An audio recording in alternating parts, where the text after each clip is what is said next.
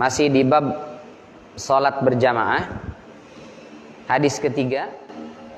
Bismillahirrahmanirrahim. Wa anhu radhiyallahu anhu qala. Dan masih dari riwayat Abu Hurairah, semoga Allah meridainya, beliau berkata, qala Rasulullah sallallahu alaihi wasallam, telah bersabda Rasul sallallahu alaihi wasallam, asqalus salati 'alal munafiqin salatul isya wa salatul fajri. Walau ya'lamuna ma fihima la atauhuma walau habwan. Kata Rasul sallallahu alaihi wasallam, asqalus salati 'alal munafiqin, salat yang paling berat buat orang-orang munafik adalah salat isya dan salat subuh. Ini menunjukkan berarti orang-orang munafik salat, Pak. Ya. Salat mereka, tapi salatnya berat. Jadi kalau kita salat merasa berat dengan perintah sholat, jangan-jangan ada penyakit kemunafikan di dalam diri kita. Na'udzubillah min dzalik. Dan yang paling berat buat orang munafik, subuh, isya, dan sholat subuh. Luar biasa ya. Kenapa isya dan subuh? Yang pertama isya itu waktu sedang-sedangnya capek gitu. Habis kerja seharian, istirahat, berkumpul dengan anak keluarga, tiba-tiba suruh ke masjid. Ya berat banget deh. Itu berat tuh. Kan udah maghrib tadi ke masjid, masa isya ke masjid lagi? Akhirnya gak ke masjid.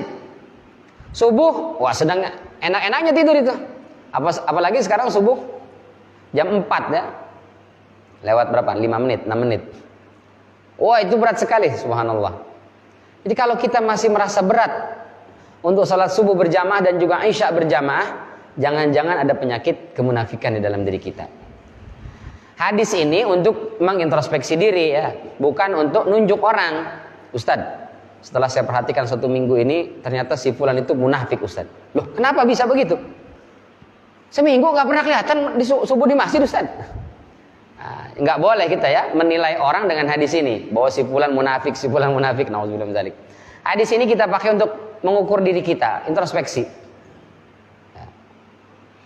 Jadi orang-orang munafik itu salat, tapi salatnya berat, terutama di isya dan subuh. Karenanya Rasulullah sallallahu alaihi wasallam katakan, isya dan subuh itu barang siapa yang berjalan di malam hari dalam kondisi gelap, maksudnya salat isya dan salat subuh, ke masjid, besok hari kiamat Allah akan berikan cahaya kepada dia sehingga dia bisa berjalan di gelapnya yaumul mahsyar.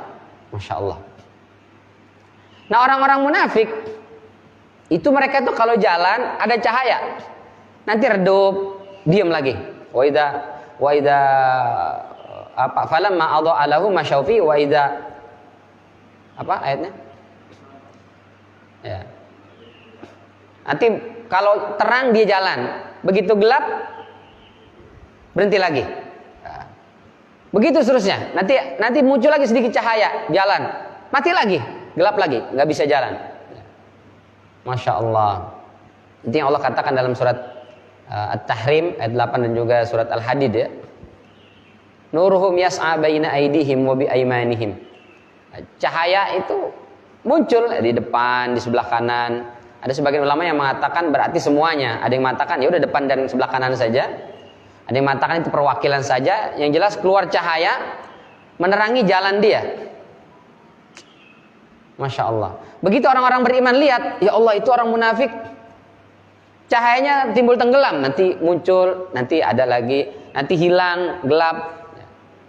Maka orang-orang beriman berdoa kepada Allah, Rabbana atmim lana nurana.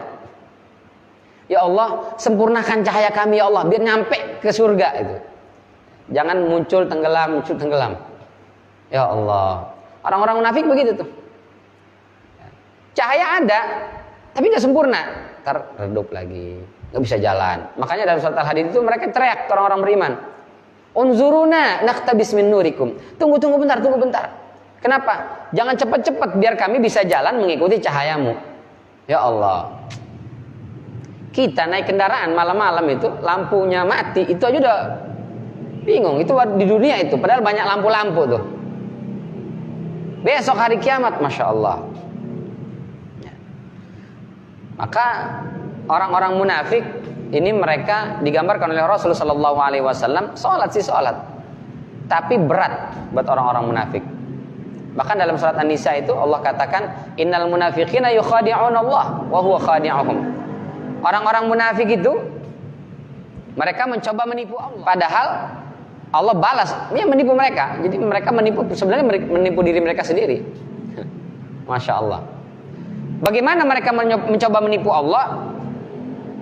Jadi menampakkan keislaman, menampakkan ketaatan, padahal hatinya berat menunaikan ketaatan. Ya sholat dia, ibadah, puasa ya puasa. Tapi menunaikan ketaatan itu dengan penuh rasa berat, rasa terbebani gitu. Masya Allah, nauzubillah min dzalik. Wa idza qamu ila shalah qamu kusala. Apabila mereka menunaikan sholat, mereka kerjakan dengan malas-malesan. Mulai dari berangkatnya malas, ya. Menunaikannya juga penuh dengan malas. Ya Allah. Terutama di sholat subuh dan sholat isya. Mereka tuh yura'unan nas. Sholat itu ya pengen dilihat oleh orang aja. Wala yadhkurunallaha illa qalila. Mereka tidak ingat Allah kecuali sedikit sekali. Nah ini yang bahaya tuh gitu ya, penyakit munafik. Karena orang-orang munafik ini jadi apa istilahnya? Duri dalam daging. Mereka yang menghambat perjuangan. Kalau mereka non muslim nggak sholat, selesai urusan. Masalahnya sholat berjamaah bersama kita, hadir, cuma jadi duri dalam daging. Begitu kita mengajak untuk berjuang di jalan Allah, mereka duluan yang nolak. Padahal mereka ada di masjid. Kenapa? Karena sifat nifak. Nifak itu begitu. Makanya perang Uhud itu terjadi kekalahan diantaranya disebabkan oleh orang-orang munafik ini. Dia yang merongrong. Ya, ngapain ikut berperang? Nanti juga kalau menang, harta rampasan perangnya buat Muhammad dan orang-orang muhajirin tuh. Mereka nggak pada punya uang. Kita nggak dapat apa-apaan. Kalau kalah apalagi? Udah nggak dapat apa-apa, kalah lagi kita. Udah nggak usah ikut perang deh, nggak usah ikut perang. Jadi menggembosi. Ngapain sih berjihad? Capek-capek. Ngapain sih berjuang? Ngapain sih boycott segala? Ada saja gitu. Toh juga Rasul tidak berkurang kemuliaannya dengan dihina, dengan karikatur begitu. Nggak usah. Ada saja Pak, Masya Allah. Nah, itu orang-orang munafik tuh jadi duri dalam daging. Nah untuk mengikis sifat nifak ini, di antaranya adalah dengan mendawamkan sholat subuh dan sholat isya dan sholat subuh secara berjamaah. Maka penting nih kita menghidupkan sholat subuh nih. Kemarin sampaikan dengan berbagai cara kalau bisa. Kapan perlu masjid bikin pengumuman boleh tuh, besar-besar. Buat bapak-bapak yang sulit bangun sholat subuh berjamaah, masjid menyediakan dana untuk nikah lagi. Wow. Silahkan cari istri yang sanggup membangunkan suami untuk berjamaah ke masjid. Saya yakin pada penuh itu masjid Pak. Karena panci pada melayang itu, panci, ember segala macam ya. Itu masjid. Ya. Karena apa? Karena penting sekali. Ya, umat Islam kalau sholat isya dan subuhnya udah nggak berjamaah, wah udah. Gimana kita membangun persatuan? Karena biasanya itu penyakit muncul justru dari orang-orang yang dalam tanda kutip ngakunya beriman, ngakunya muslim, tapi sebetulnya dia jadi duri dalam daging. Wah apalagi sekarang nih, sejak Habib Rizik pulang, waduh muncul itu ya, status apa segala macam. Ada yang menulis muslim dia. Apa dia bilang? Hal yang paling sia-sia dalam hidup saya adalah terlahir sebagai seorang muslim katanya. La ilaha illallah. Ya kalau gitu sudah keluar aja dari Islam gitu. Masalahnya dia masih tetap pakai KTP muslim. Itu yang bikin kita kesel kan. Kalau dia keluar dari Islam nggak ada masalah. Muslim statusnya. Ya Allah. Ngeri. Nauzubillah min dzalik. Nah kata Rasul sallallahu alaihi wasallam, walau ya'lamuna ma fihima la atauhuma walau habwan. Seandainya orang-orang munafik itu tahu pahala yang disediakan oleh Allah Subhanahu wa taala untuk khususnya salat Isya dan salat subuh berjamaah itu, pasti mereka akan tetap maksain datang ke masjid meskipun dengan merangkak. Udah gak bisa jalan, merangkak deh. Saking luar biasanya pahala yang Allah sediakan di subuh dan Isya. Yang lain gimana Ustaz? Yang lain juga ada pahalanya. Cuma karena yang subuh dan Isya ini yang sering ditinggal, maka di situ ditekankan oleh Rasulullah SAW, seandainya kita tahu betapa besar pahala yang Allah sediakan dengan berjamaah Isya dan subuh, pasti kita akan paksain, bela-belain. Ada rapat tinggalin, ada pekerjaan tinggalin, ada semua kita tinggalin demi sholat berjamaah subuh dan isyanya itu. Ya Allah. Kayaknya nggak tahu kita ya, karena nggak tahu ya udah akhirnya banyak yang nyantai aja lah.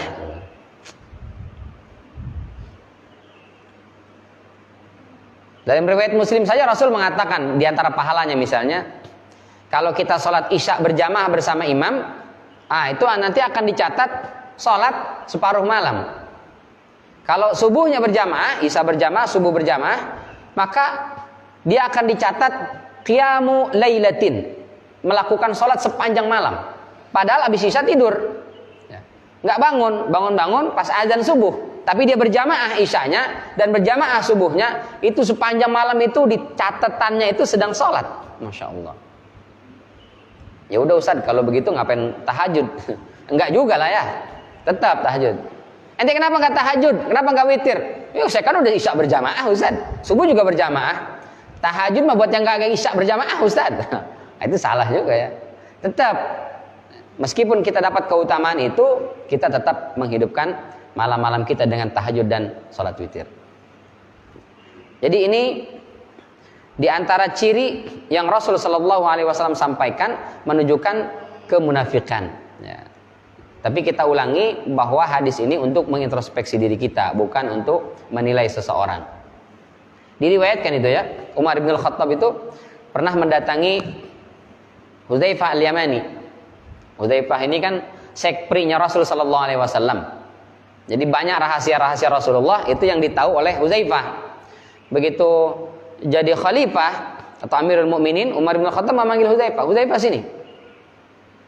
Ada apa ya Amirul Mukminin? Saya mau minta daftar orang-orang munafik yang ada di Madinah. Kata Hudzaifah, ya kamu kalau minta yang lain saya kasih, tapi kalau minta daftar orang-orang munafik yang ada di Madinah, enggak saya kasih. Karena ini rahasia saya dengan Rasulullah. Rasul meninggal, akan saya bawa sampai mati rahasia ini. Saya harus tahu. Nggak boleh. Ditanya sama Hudzaifah, kenapa kau ingin tahu? Kata Umar, saya pengen tahu dari daftar orang-orang munafik yang ada di Madinah itu, Umar ada nggak di situ? Oh dahsyat ya. Jadi minta daftar orang munafik bukan pengen tahu simpulan-simpulan munafik. Oh ini munafik, oh ini munafik, bukan. Umar ada nggak dalam daftar itu? Subhanallah. Kata Hudzaifah, Umar, kalau ente mau tahu siapa saja orang munafik, nggak saya kasih tahu. Tapi kalau ente mau tahu nama ente ada atau tidak dalam daftar ini, saya kasih tahu ente nggak ada. Wah. Kata Umar bin Khattab, kalau begitu sudah. Wah dahsyat Pak ya. Kalau kita kepo, pengen tahu di tanah ini yang mana sih, siapa sih sebenarnya munafik? Saya pengen tahu ini. Bukan ya, hadis itu kita pakai untuk mengukur diri kita. Makanya Umar bin Khattab setelah itu ya tidak menyolatikan orang munafik, tidak disolati oleh Rasulullah SAW, ya, dilarang. La tusalli ala ahadim minhum mata abada wa la taqum ala qabrih. Jangan kamu solati orang-orang munafik itu kalau dia mati. Dan jangan doain di kuburannya. Tapi itu bagi yang sudah jelas kemunafikannya. Kalau yang belum tahu baru ciri-cirinya doang, jangan kita praktekkan itu ya. Repot nanti. Maka Umar, kalau Hudzaifah ada di Madinah, ada yang meninggal, Umar tungguin tuh. Hudzaifah nyolatin apa enggak? Kalau Hudzaifah hadir, nyolatin Umar. Kalau Hudzaifah ada tapi enggak datang menyolatkan, Umar enggak mau ikut nyolatin. Berarti munafik itu. Subhanallah. Nah itu enggak bisa dipakai sekarang. Ya, enggak bisa kita, Ustaz, si fulan meninggal. Oh ya. Tapi dia munafik, enggak usah kita sholatin. Loh, dari mana ente tahu? Enggak pernah subuh berjamaah, Ustaz. Ya memang nggak subuh berjamaah tanda munafik, tapi kemudian tidak bisa kita hukumi dia munafik dan kemudian tidak kita sholatin, nggak ya. Buat kita, tapi buat orang munafik hati-hati ya. Ibnu Taimiyah mengatakan kalau nggak sholat berjamaah nggak perlu disolatin. Wah ngeri kalau udah begitu. Ya. Kapan itu terjadi? Kalau syariat Islam sudah tegak. Wah betapa banyak orang-orang yang mati akhirnya dikubur aja udah tuh nggak disolatin. Wah ngeri ya. Dalam masyarakat kita ya. Karena kita tidak bisa melihat dan menilai kemunafikan, maka meskipun dia nggak pernah sholat, bahkan sholat sendiri aja enggak gitu, tetap aja kalau mati dibawa masjid, sholatin. Ya masih alhamdulillah lah, bersyukur kita ya. Jadi meskipun dia nggak pernah ke masjid, ujung-ujungnya ke masjid juga. dia nggak pernah sholat berjamaah, ujung-ujungnya sholat juga, cuma beda posisi di depan imam ya. Kalau kita sekarang sholat berjamaah di belakang imam, nanti dia di depan imam, posisinya tiduran, berbaring. Sholatin udah. Tinggal pilih aja, mau disolatin, mau ke masjid sendiri atau dianterin ya. Karena ada saatnya dia pasti ke masjid. Masa goes 10 kilo kuat semangat, ke masjid cuma berapa ratus meter, nggak sanggup kan? Masya Allah. Tapi begitulah penyakit nifak. Itu membuat kita itu berat melakukan ketaatan kepada Allah Subhanahu wa taala. Maka dengan kita mendawamkan sholat isya, sholat subuh berjamaah, maka insya Allah pelan-pelan itu akan mengikis sifat munafik dalam diri kita. Sehingga dengan begitu mudah-mudahan kita menjadi muslim atau mukmin yang betul-betul khalis, murni, beriman kepada Allah dan Rasulnya. Dan dengan begitu mudah-mudahan besok di yaumul qiyamah kita mendapatkan cahaya yang sempurna yang menghantarkan kita ke dalam surganya Allah Subhanahu wa taala.